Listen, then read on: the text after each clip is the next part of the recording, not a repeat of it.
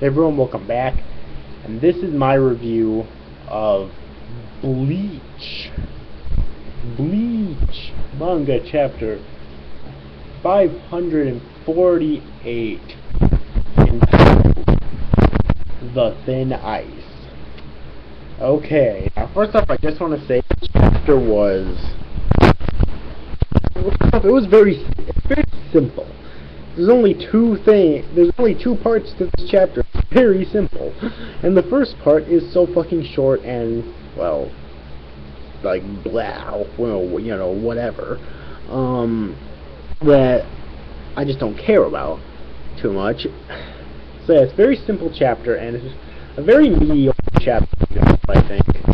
Yeah, the first part is with Maida, of course, you know, saying he's going to go off to help the Serete. I don't know see how the fuck he can help the Serete, but well, whatever. Apparently, according to him, that's what he's going to do. And he's leaving behind his sister. He promises his sister will come back and whatnot. Blah blah blah. Which is, you know, kind of a nice scene, I guess. But the problem is it's Omaida. Okay. And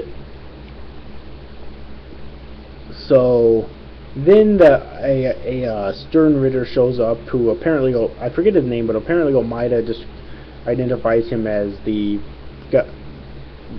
person who stole Soifon's Bankai. Alright, and then that scene's done.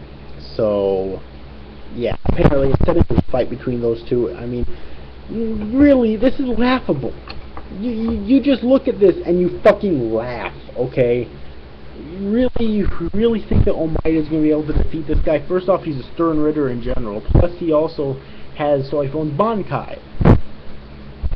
Like, really, give me a fucking break here. Alright. I mean, and if he...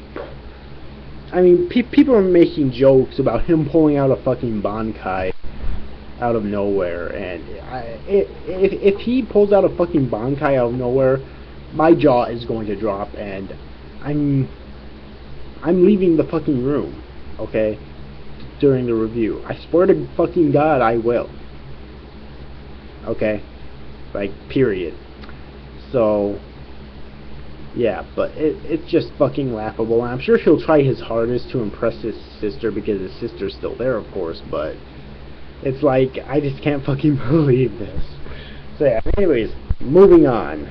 I honestly do expect Soifon having to be able to, or having to rescue him, which will look really bad on him because she doesn't even have a Bankai. She'll be going up against Bankai, so that's why it'll be really laughable on him that she'll do better, probably end up doing better against this stern Ritter without her Bankai than he will in general. So yeah, but anyways, moving on. The next scene is with Hitsugaya and Matsumoto fighting against Bazby, and this fight was actually pretty cool, but I think it lasted way too fucking short. Right, Bazby's of course using his fire powers, and Hitsugaya actually, this part I actually think is kind of interesting, because Hitsugaya of course doesn't have Bankai right now, but apparently we learned that he's the only captain whose Shikai and the difference in power between his Shikai and his Bankai is actually very small. So by losing his Bankai, yeah, he's losing a lot of power, but he's not losing a gigantic amount of power, which is kind of interesting. So he was able to train his Bankai enough to where, or train his Shikai enough to where it either got close to the amount of power of his Bankai, or perhaps got to the amount of power of his Bankai. It's at least pretty damn close. I just kind of wish that we would have got to see that. That's kind of nitpick or complaint I have with this chapter, that we didn't really get to see that training, which was a huge disappointment. I hope Kubo doesn't skip out on the rest of the training and whatnot for other characters like Sajin and Shuhei and whatnot. But anyways, we see some pretty cool combinations between Hitsugaya and Matsumoto. Basically, Hitsugaya summons his ice wall, and Matsumoto fuses her Hinako in with it to kind of make it harder, I guess. Alright, so that was actually really cool, but other than that, though, the fight lasted way too short, I felt. Like, seriously, this is the final arc, and Kubo even said that he's going to make it longer than any of his other previous arcs. Alright, we would expect the fight with every single Stern Ritter to be amazing, you know. But this was way too fucking short, way too fucking pathetic, I thought. So I don't think that Baz B is finished. Alright. I think that there's still going to be a while before any of the Stern Ritters are actually killed off. I hope so.